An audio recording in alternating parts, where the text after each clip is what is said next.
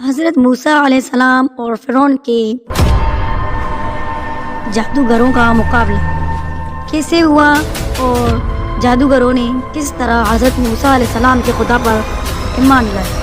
السلام علیکم لائف اسلام کے معزز ناظرین، حضرت موسیٰ علیہ السلام اور فرعون کے جادوگروں کے مقابلے کا سارا واقعہ آج ہم آپ کو آیات اور روایت کی روشنی میں بتائیں گے۔ موسیٰ علیہ السلام جب ایک درخت کے پاس گئے جس سے آگ نکل رہی تھی، اس درخت سے خدا نے حضرت موسیٰ علیہ السلام سے سلام کیا۔ قرآن مجید میں اللہ رب العزت ارشاد فرماتے ہیں، میں تیرا پروردگار ہوں، اپنے جوتے اتار دے کیونکہ تو مقدس سرزمین پر کھڑا ہوا ہے۔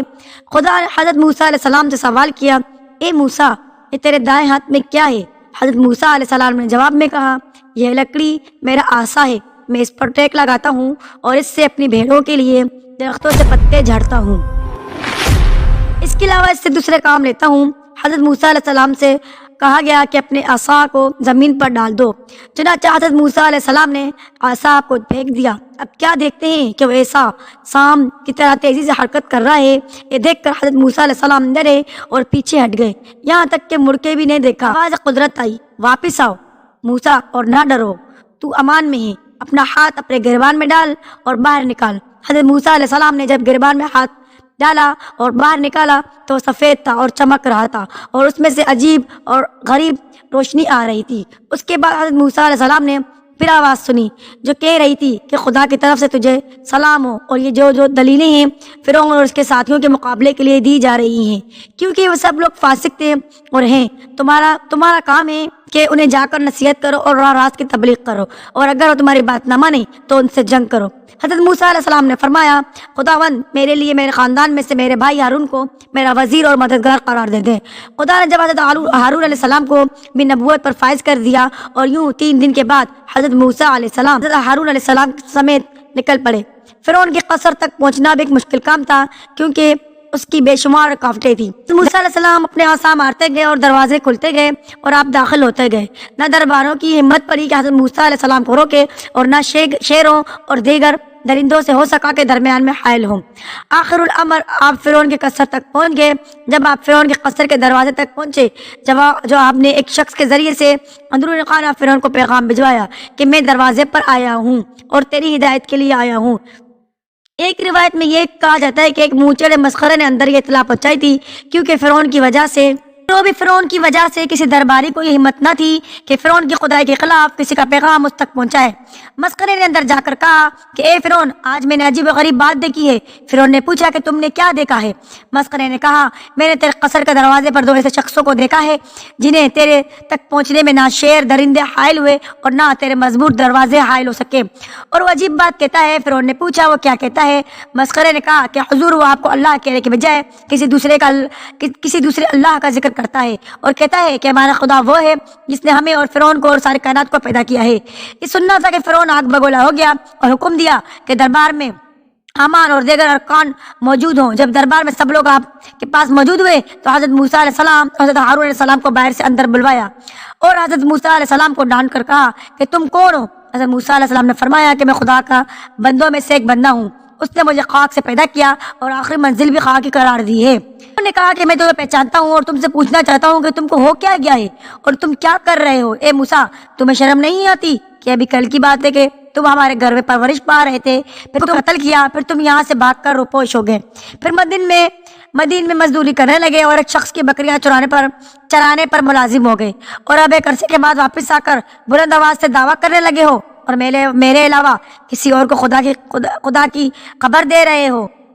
موسیٰ سنو، خیر اسی میں ہے کہ تم میری خدائی کو مان لو اور بہکی باتیں نہ کرو۔ حضرت موسیٰ علیہ السلام نے فرمایا کہ اے فرعون، ہوش کے ناخن لے، خدائی صرف خدا کے لیے ہے، اس کے علاوہ جو دعوے خدا کرتا ہے وہ سخت غلطی پر ہے اور اس کا انجام اچھا نہیں ہوگا اور وہ آخر الامر برباد ہو کر رہے گا۔ اور اے فرعون، یہ بھی سن لے کہ میں نے پہلے تیرے ترک مسر تیرے ظلم کی وجہ سے کیا تھا، کیونکہ میں نے اسے نہیں مارا تھا مگر وہ اتفاقاً مر گیا، لیکن تو نے اس کے عوض مجھے قتل کرنے کا فیصلہ کر دیا تھا۔ بہرحال میرے کہنے کا مطلب یہ ہے کہ میں یہاں سے روانہ ہو کر ایوان خدا میں چلا گیا اور مدین میں دن گزارتا رہا، یہاں تک کہ خداوند عالم نے مجھے درجہ نبوت پر فائز فرما کر مجھے حکم دیا کہ میں تیری ہدایت کروں، اور اے فرعون، اسی مقصد کے لیے تیرے پاس آیا ہوں۔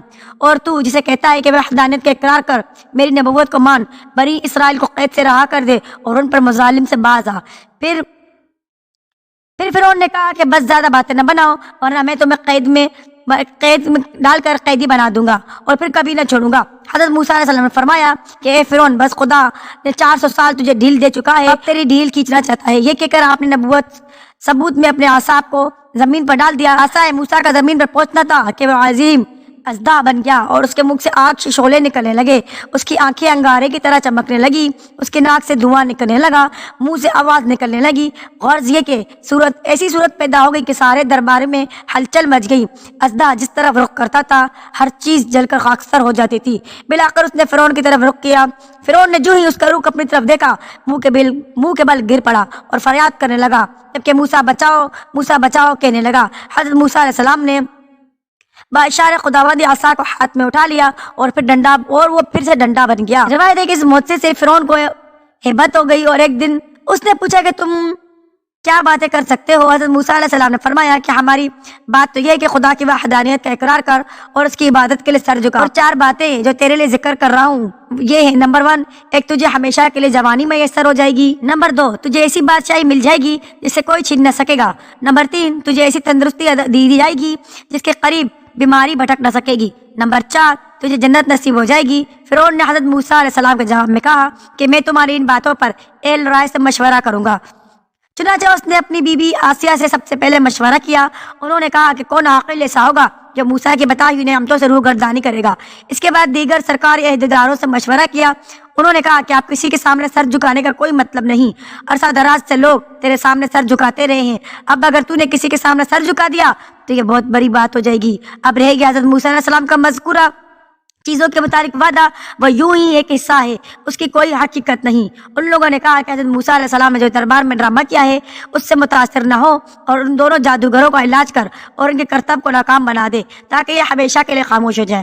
پھر فرعون نے درباریوں سے پوچھا کہ اس کی کیا ترکیب کی جائے۔ انہوں نے کہا کہ حضرت موسیٰ علیہ السلام نے دربار میں جادو سے کام کیا تھا، اب تاریخ مقرر کر کے ان کو بھی بلا لے اور اپنے ملک کے جادوگروں کو طلب کر لے، پھر مقابلہ ہو جائے۔ یقیناً ہمارے ملک میں ایسے جادوگر ہیں کہ ان کے مقابلے میں موسیٰ کچھ بھی نہیں ہے۔ فرعون نے ان لوگوں کی بات مانی اور جادوگروں کے بلائے جانے کا حکم جاری کر دیا اور ایک تاریخ مقرر کر دی، اور پھر انہوں نے حضرت موسیٰ علیہ السلام کو اطلاع دے دی کہ فلاں مقام پر فلاں دن آ جانا، تمہارے جادوگروں کا مقابلہ کیا جائے گا۔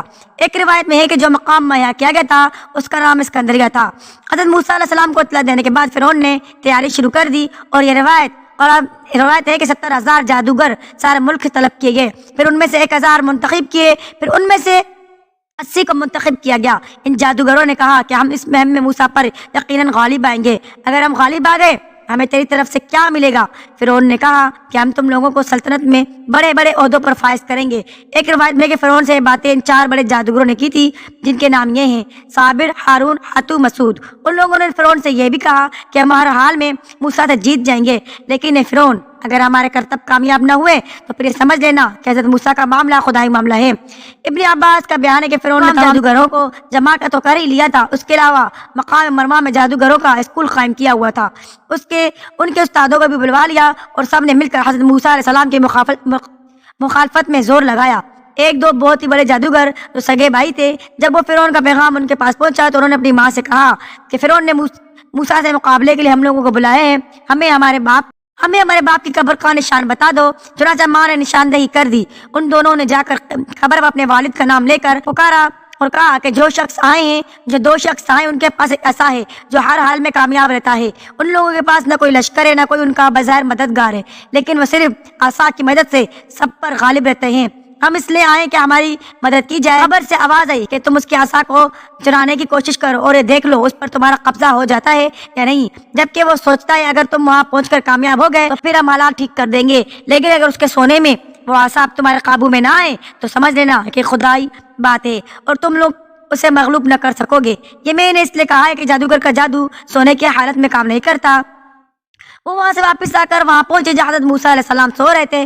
جب یہ عصا کے قریب پہنچے تو انہوں نے ان لوگوں پر حملہ کر دیا۔ وہ دونوں مایوس ہو کر چلے گئے۔ اس مقام پر جو فرعون نے جادوگری کے لیے مقرر کیا تھا اس جگہ تمام جادوگر جمع ہو کر حضرت موسیٰ علیہ السلام کا انتظار کر رہے تھے۔ ایک روایت میں ہے کہ فرعون نے جادوگروں کو 60 اونٹوں پر رسیاں لاد کر لائے تھے۔ ایک روایت میں آئے کہ فرعون نے 1 مہینہ تیاری کر کے حضرت موسیٰ علیہ السلام کا مقابلہ کرایا تھا۔ وہ انتظار کر رہے تھے کہ حضرت موسیٰ علیہ السلام اپنے بھائی حضرت ہارون علیہ السلام کو لے آئے۔ حضرت ہارون علیہ السلام حضرت موسیٰ علیہ السلام معین کردہ مقام پر پہنچ گئے۔ وہاں پہنچ کر آپ اپنے عصا پر ٹیک دے کر کھڑے ہو گئے اور ان سے کہا کہ اب تم اپنے کرتب دکھاؤ۔ کتاب الکوبی میں ہے کہ حضرت موسیٰ علیہ السلام نے فرعون کی طرف جانے سے پہلے اپنی بیوی کو حضرت شعیب علیہ السلام کے پاس پہنچا دیا تھا۔ ان لوگوں نے ساری رسیاں جو حمرہ لائے تھے میدان میں چھوڑ دی۔ وہ ساری کی ساری رسیاں سانپ بن کر دوڑنے لگی اور لاکھوں کی تعداد میں ایک دوسرے پر حملہ کرنے لگی۔ یہ دیکھ کر حضرت موسیٰ علیہ السلام ذرا جھجکے، فوراً حضرت جبرائیل علیہ السلام آئے اور کہا، اے موسیٰ گھبراؤ نہیں اور اپنے عصا کو زمین پر ڈال دو۔ جیسے حضرت موسیٰ علیہ السلام نے عصا کو زمین پر ڈالا وہ ایک بہت بڑا اژدہا بن گیا اور تھوڑی دیر میں سارے سانپوں کو نگل گیا۔ جب سانپوں کو نگل چکا تو اس نے پھر فرعون کے محل کو نگلنے کا ارادہ کیا۔ یہ دیکھ کر فرعون وہاں سے بھاگ نکلا۔ پھر حضرت موسیٰ علیہ السلام نے ہاتھ بڑھا کر اژدہا کو اٹھا لیا، ہاتھ میں ڈنڈا بن گیا۔ بیان ہے کہ اس وقت ایسا عظیم ہنگامہ برپا ہو گیا اور ایسی بھگدڑ مچ گئی کہ 25,000 افراد کو چل گئے اور فرعون کی حالت خوف کے مارے ہو گئی کہ اس کو دست آنے لگے۔ مختصر ہے کہ فرعون کو شکست ہوئی اور اسی میدان میں قبط کے 70 قبائل مسلمان ہو گئے اور جادوگروں میں تقریباً سارے حضرت موسیٰ علیہ السلام اور خدائے موسیٰ پر ایمان لائے اور جادوگر سجدے میں گر پڑے۔ یہ دیکھ کر فرعون نے جادوگروں اور نمایاں فردوں سے کہا کہ تم لوگ مجھ سے اجازت لیے بغیر مسلمان ہو گئے، اب تمہاری سزا یہ ہے کہ تم کو پھانسی دی جائے اور تمہارے ہاتھ پاؤں کاٹ دیے جائے۔ چنانچہ اس نے حکم دیا کہ ان لوگوں کو جمع کر کے جو موسیٰ پر ایمان لائیں پھانسی دی جائے اور ان کے ہاتھ پاؤں کاٹ دیے جائے۔ چنانچہ ان لوگوں کو بلا کر تنبیہ کی۔ ان لوگوں نے کہا کہ چشم دید دلائل سے حضرت موسیٰ علیہ السلام کی نبوت اور ان کے خدا کی خدائی ثابت ہو گئی ہے، لہٰذا ہم ایمان لے آئے ہیں، تو جو ہم ایمان کے لیے ہر شدت و تکلیف کو برداشت کرنے کو تیار ہیں۔ فرعون نے جب ان کے عزم و استقلال کو دیکھا اور اچھی طرح سمجھ گیا کہ بات نہ مانیں گے تو ان کے ہاتھ پاؤں کٹوا دیے اور انہیں دار پر کھچوا دیا۔ فرعون وہ پہلا شخص ہے جس نے ایمانداروں کے ہاتھ کٹوائے اور انہیں سولی پر چلا دیا۔ تو ناظرین، یہ تھی آج کی ہماری ویڈیو حضرت موسیٰ علیہ السلام اور فرعون کے جادوگروں کا واقعہ۔ میں امید کرتی ہوں آپ لوگوں کو اچھی لگی ہوگی۔ اگر اچھی لگی تو میرے چینل لائف اینڈ اسلام کو لائک، سبسکرائب اور کمنٹ لازمی کیجیے گا۔